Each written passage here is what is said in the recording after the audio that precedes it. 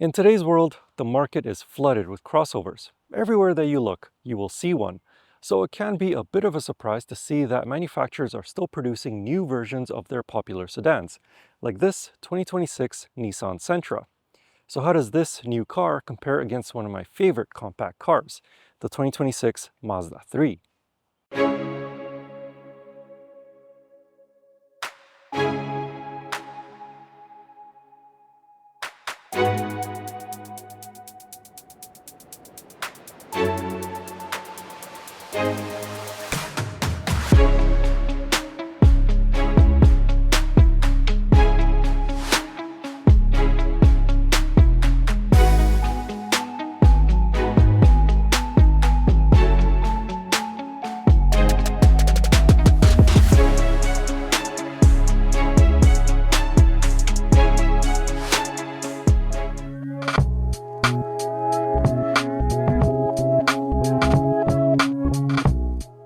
To make a sedan stand out, you have to give it presence. That's what designers call it.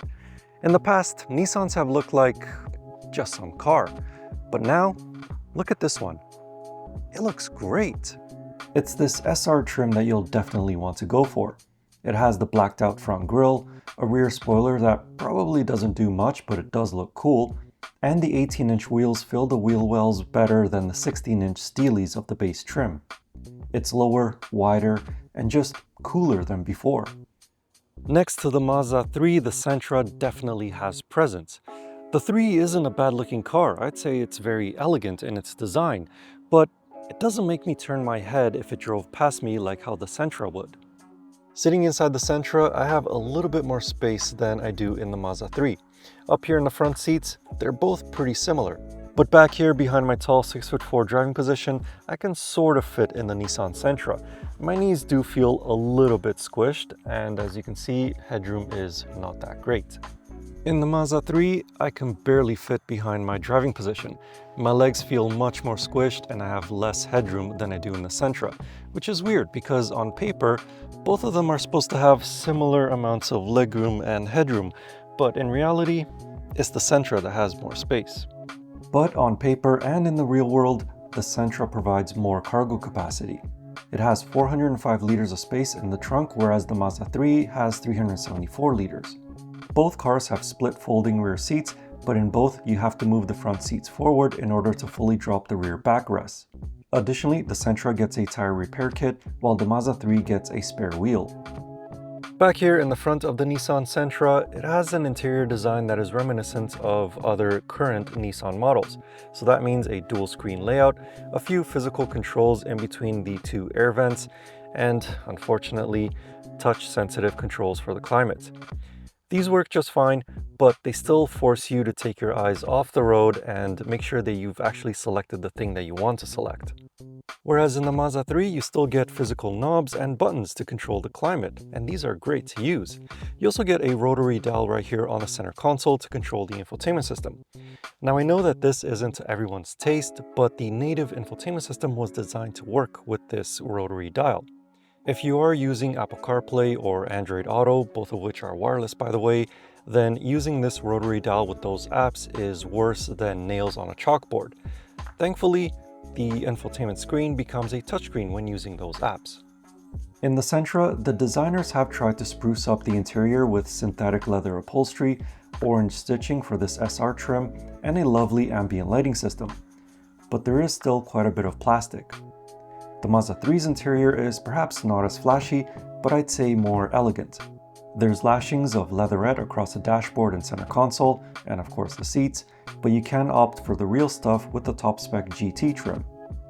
You also get analog gauges, which these days have become a sign of craftsmanship and not just fitting a screen in front of the driver like almost every other brand out there.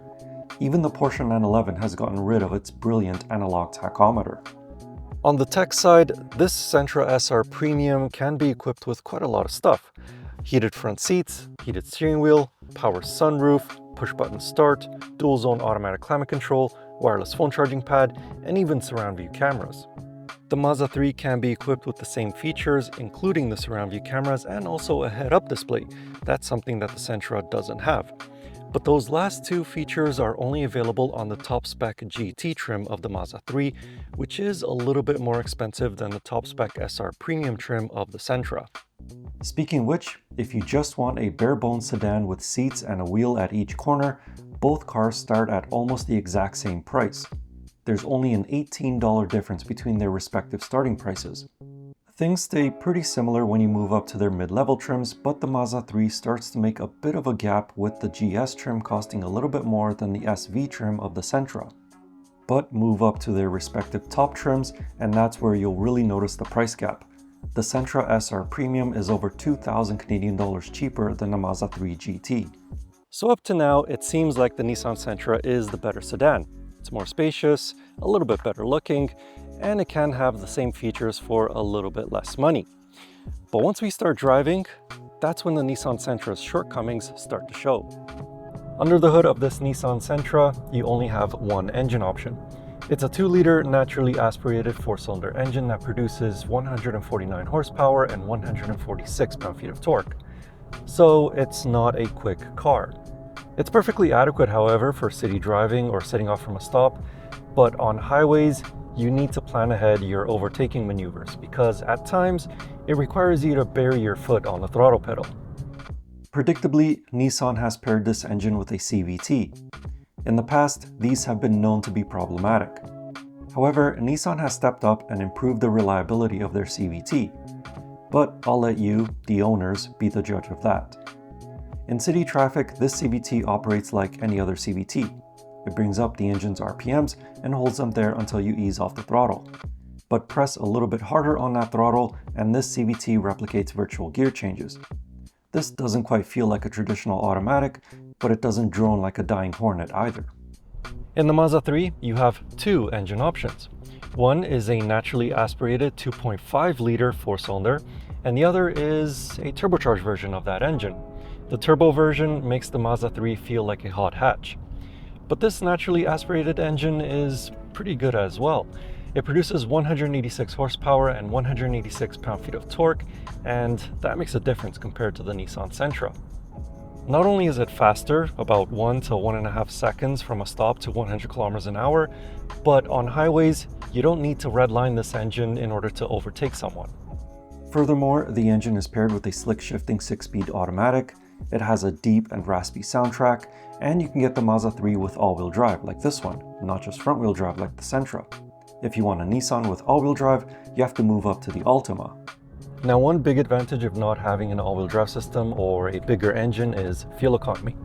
And this Sentra is surprisingly efficient. It's not quite hybrid territory, but it gets pretty close. Especially if you stick to just highway driving, then you can get down to as low as 6 liters per 100 kilometers. Whereas with the Mazda 3, even if it didn't have the all-wheel drive system, it still can't match the Sentra for sipping fuel. But what if your commute to work doesn't take you on a city grid and instead it's mountain passes? Well, the Mazda 3 still remains as one of the best driving compact cars on sale. Sure, it has torsion beam rear suspension, but the car reacts with a sense of urgency. It's like you just have to think about going into a direction and the car is already heading in that direction. The Nissan Sentra has more sophisticated multi-link rear suspension, but it doesn't feel quite as sharp as the Mazda. The steering is a bit lighter and it feels more relaxed. But the car does stay planted when you hit a mid-corner bump. It absorbs potholes with composure and it doesn't feel like the back end is doing a little dance. So what have we learned? Well, the Mazda 3 is still the one to get if you love driving. It's an artist's tool. It's beautiful and also can be very fast. The Nissan Sentra is an honest, well-equipped, and very stylish sedan. It may not be as quick as the Mazda 3, but it's also not as complicated with a turbocharged engine or an all-wheel drive system. And in a world full of overpriced and overcomplicated crossovers, this might just be the most sensible sedan out there on the road. In the meantime, if you would like to know more about either of these two cars, I have a more detailed comparison review of them over on my website.